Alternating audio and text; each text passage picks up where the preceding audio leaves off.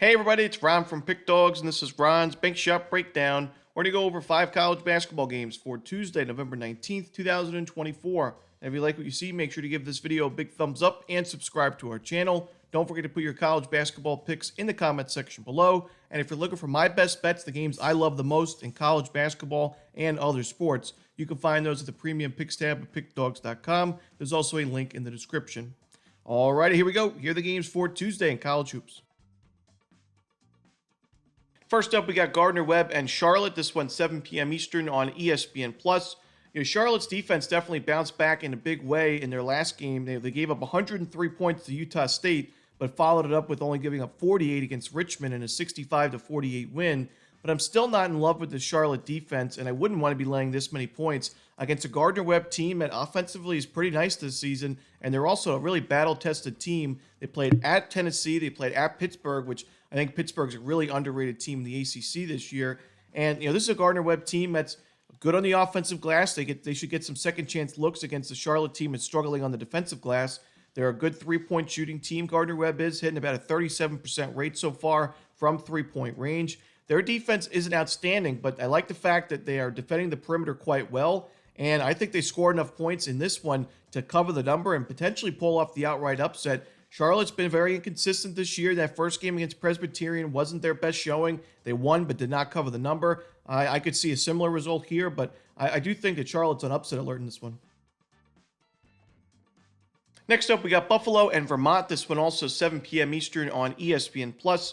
I think this is a good buy low spot for Vermont. I mean, this is a program that's been so strong in the America East year after year. It seems like they make it to the NCAA tournament each season, and they've had a slow start to the year. They're on a 3-game losing streak, but they're also one of the rare Division I teams that scheduled 4 straight true road games to start the season. I mean, we see teams schedule tough non-conference schedules, but usually they play a home game against a subdivision opponent thrown in there, or maybe a neutral site game, but it's been all road games against UAB, Auburn, Merrimack, and Iona. And like I said, that 3-game losing streak doesn't look great on paper. A couple of those losses weren't to great teams, but I still think this is one of the better mid-major defenses in college basketball. I think the offense starts to get going. I also think Vermont is going to improve, and I think they're probably in practice since that game on Friday. They have really worked on the rebounding. Defensively, under John Becker, Vermont's been a top 10 or top 20 defensive rebounding team almost every season, at least top 100 since he's taken over the job since about 2013.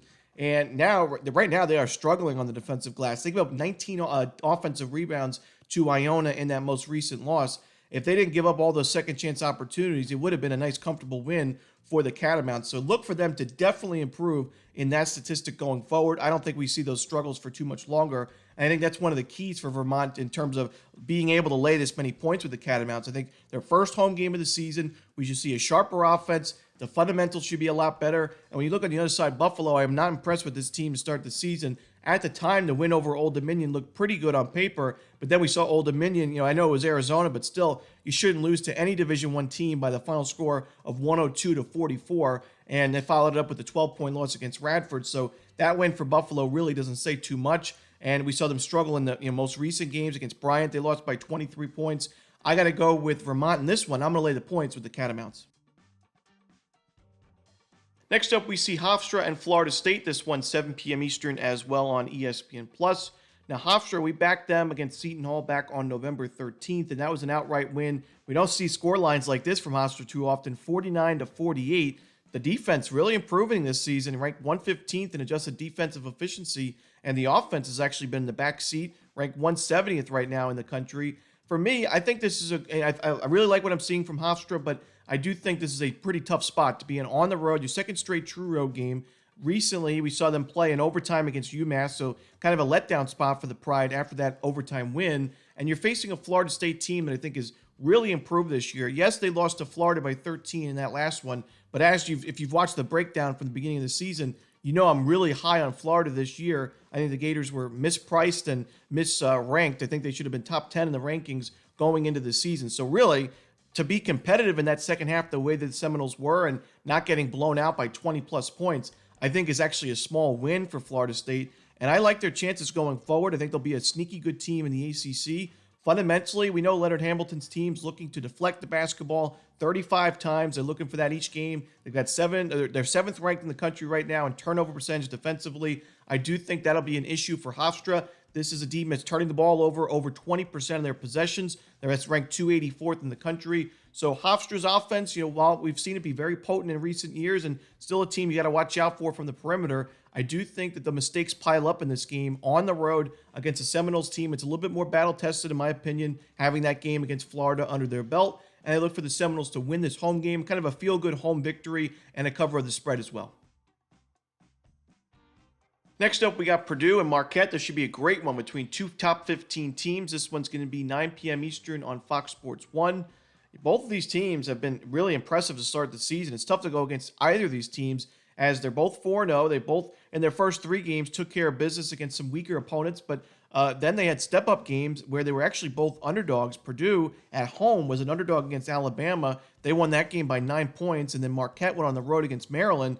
They won that game 78-74. So like I said, tough to go against either team, but I do think Marquette is the play in this one. Purdue, this is their first true road game of the season, a program that's not been the best at all times on the road. Last year, all their regular season losses were in true road games. They still had a nice few road wins. I mean, it was a great Purdue team. But for Marquette, a little bit more experienced team, a little bit more balanced as their top 25 in both adjusted offensive and defensive efficiency, while Purdue's outside the top 65 on the defensive side. So great offense, but the defense still has some question marks.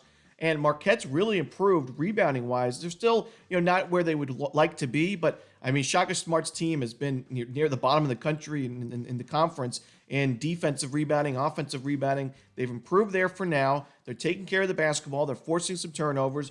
I stick Marquette's a team. It's always a team that's dangerous in March and dangerous in the Big East, but I think this year it's a little bit under the radar because of the lost production from last year's team. Obviously, Tyler Kolek was a big name and a big producer, but I think Marquette will be just fine, and I think they get a statement win. They already got a statement win against Maryland. I think they get another one in this one against Purdue. I'm going to take Marquette and lay the points.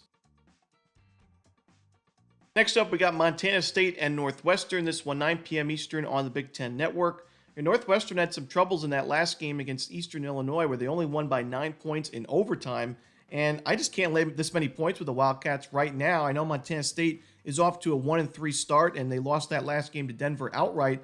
But it was also a game where they were down by 20-plus points in the second half, and they were actually able to mount a comeback that was really impressive. I mean, they were 1 point away from forcing overtime, and I think they'll be able to build some momentum after a comeback like that into this game. And I think Montana State's been one of the unluckiest teams in college basketball defensively, as teams are just going absolutely crazy against them from the free throw line, shooting 92% overall this season. Denver shot 94%. Wisconsin was 90+%. Montana State definitely has to limit the fouls and limit, the opportunities teams get at the free throw line, but they're not going to be shooting 91% from the rest of the season. So I do think that this is an unlucky Montana State team right now. I think their offense is solid. It's an experienced roster. They returned a lot of production from last year's team.